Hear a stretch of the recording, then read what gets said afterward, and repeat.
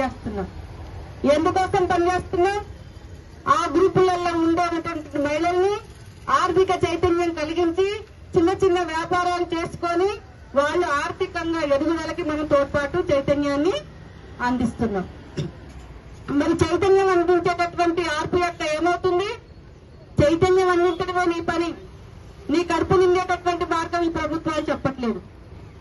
ఇప్పుడు 6,000 తీసుకుంటున్నాం. గతంలో వేతనం లేకుండా పనిచేసినాం. పోరాడితే గతంలో కొంత వేతనం వచ్చింది. కానీ ఇప్పుడు కూడా ఏమంటున్నారు? మీరేమైనా ప్రభుత్వ ఉద్యోగులా?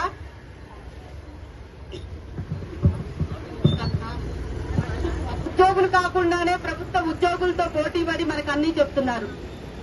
బీసీ కులగణన సర్వే వస్తే మనమే చేయాలి, ఇందరమ్మ ఇళ్లు వస్తే మనమే చేయాలి, జనాభా లెక్కలు మనమే చేయాలి.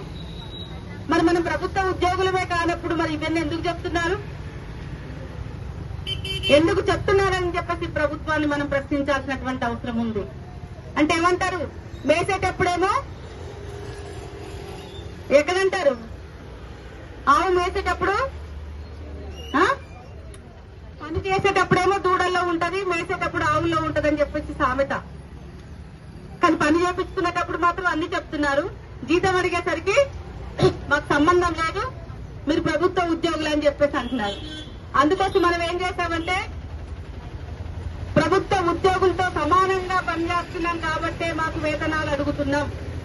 ప్రభుత్వ పథకాలని క్షేత్రస్థాయి వరకు తీసుకెళ్లేటటువంటి ఒక ముఖ్యమైనటువంటి పనిని మనం భుజస్కంధాల మీద ఎత్తుకొని మనం చేస్తున్నాం కాబట్టే మనం వేతనం అడుగుతున్నాం, హెల్త్ కార్డు అడుగుతున్నాం, గుర్తింపు కార్డు అడుగుతున్నాం, సాధారణ బీమా సౌకర్యం అడుగుతున్నాం. ఇవన్నీ కూడా మనం అడుగుతున్నాం. కానీ ఇవన్నీ కూడా ఇవ్వకుండా ఏం చేస్తుంది? కేవలం మేము చెప్పేటువంటి పనులు మాత్రమే చేయండి, మీరు వినడం వరకే, మీకు చెవులకు మాత్రమే పని చెప్పండి, మీకు నోరుకు పని చెప్పొద్దు అని చెప్పేసి అంటుంది. మనమేమంటున్నామంటే చెవులకి పని చెప్తాం, చేతులకి పని చెప్తాం, అవసరమైతే నోటికి కూడా పని చెప్తామని చెప్పేసి సిఐటి హెచ్చరిక చేస్తుంది. ఎందుకంటే ఈ రోజు పని చేస్తే వేతనం వస్తే తింటాం, వేతనం రాకపోతే ఎట్లా? 6,000 రూపాయలతో ఎట్లా బతకాలి అన్న చెప్పాడు. కేంద్రంలో ఉన్న బీజేపీ ప్రభుత్వం మోదీ 4 లెవెల్ మినిమం వేజ్ అని చెప్పేసి 178 రూపాయలే చాలని చెప్పేసి అంటున్నారు. అట్లా చూస్తే 5,000 పైసలకే వస్తుంది. ఈ ప్రభుత్వం దృష్టిలో బాగా ఇచ్చినట్టని వీళ్ళు ఫీల్ అవుతున్నారు. వాళ్ళని జీవోలు ఇస్తున్నారు, వీళ్ళు అమలు చేస్తున్నారు, ఇది బాగా వచ్చినట్టు అని చెప్పేసి వాళ్ళు బాగా ఫీల్ అవుతున్నారు. మనం ఒక్కటే అడుగుతున్నాం, ఈ పెరుగుతున్న ధరలకు అనుగుణంగా వేతనాలు పెంచే వరకు మేము పోరాటం చేస్తాం, సంఘటితంగా ఐక్యంగా సమరశీల పోరాటాలు చేస్తాం. ఈ రోజు ఇందిరా పార్క్ వచ్చినామంటే ఒక నిరసన వ్యక్తం చేయడం కోసమే వచ్చాం.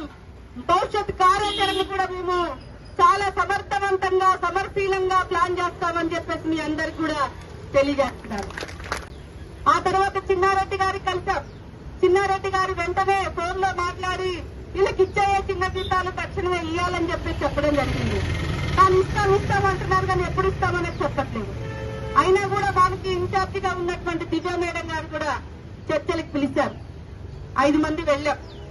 ఆమె చాలా చెప్పింది, ఎందుకు పెండింగ్ ఉంటున్నాయి అనేది కూడా చెప్పారు. ఎల్ఆర్ఎస్ ని లింక్ చేయడం ద్వారా అది పెండింగ్ పడుతుంది, అది విడగొట్టండి, వాళ్ళకి సపరేట్ అకౌంట్ ఇవ్వండి, వాళ్ళకి సపరేట్ గా వేతనాలు ఇవ్వండి అని చెప్పేసి ఆమె సూచన కూడా చేశారు. తక్షణమే వేతనాలు ఇవ్వాలని కూడా చెప్పారు. మేమన్నాం, రేపు దసరా పండగ 4 నెలల జీతాలు రాలేదు, ఇప్పుడు ఇంకా 10 రోజులైతే ఈ నెల కూడా అయిపోతుంది, 5 నెలలు అయిపోతుంది. ఆ తర్వాత దీపావళి ఉంది. అంటే అందరికీ వెలుగులు నింపుతూ మనం మాత్రం చీకట్లో మగ్గుతున్నాం. అదే చెప్తాం, చీకట్లో మగ్గుతున్నాం మేడం, ఈ రోజు 5 నెలల నుంచి 6 నెలల నుంచి జీతాలు రాకుండా మేము ఎట్లా తినాలి, ఎట్లా బ్రతకాలి అని చెప్పేసి మేము అడిగాం. తక్షణమే వాళ్ళకి రిలీజ్ చేయమని చెప్పేసి హెచ్చరికగా చెప్పారు. అట్నుంచి బయటకు వచ్చినాక చేస్తున్నాం అని చెప్పారు.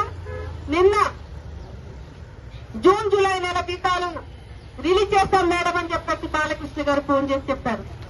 ఇది మన ఐక్యతకి నిదర్శనం, మన ఐక్యతకి ఇది ప్రతిఫలం అని చెప్పేసి మనం అందరం కూడా భావించాలి.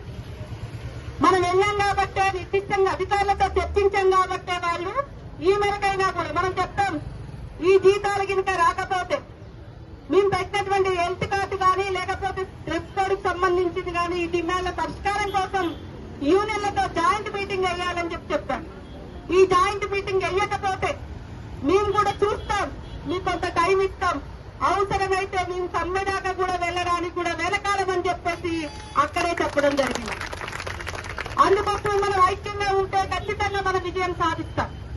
ఎందుకంటే మనకు మన కళ్ళ ముందు అనేక యూనియన్లు కనిపిస్తున్నాయి. మనకు ముందు చదువు రానటువంటి మిడ్ డే మీల్ వర్కరు పనిచేసి పోరాటం చేసి సమ్మె చేసి జీతం సాధించుకున్నారు. మనతో సమానంగా పనిచేసి గ్రామీణ ప్రాంతాల్లో పనిచేసినటువంటి ఐకేపీ వివోఏలు 44 రోజులు సమ్మె చేసి 2100 రూపాయలు సాధించుకున్నారు. అంగన్వాడీ లాంటి 125 రూపాయల జీతం కింద స్టార్ట్ అయ్యి ఇప్పుడు 13,500 తీసుకుంటారు.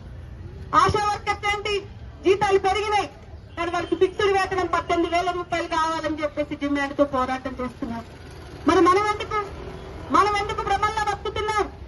మనం భ్రమంలో ఉంటే భ్రమంలోనే ఉంటాం. పోరాడితే కనీసం మన డిమాండ్లు సాధిస్తాం, 10 మందికి ఉపయోగపడతామని చెప్పేసి మనం అందరం కూడా భావించాలని చెప్పేసి మీ అందరికి కూడా తెలియజేస్తున్నాం.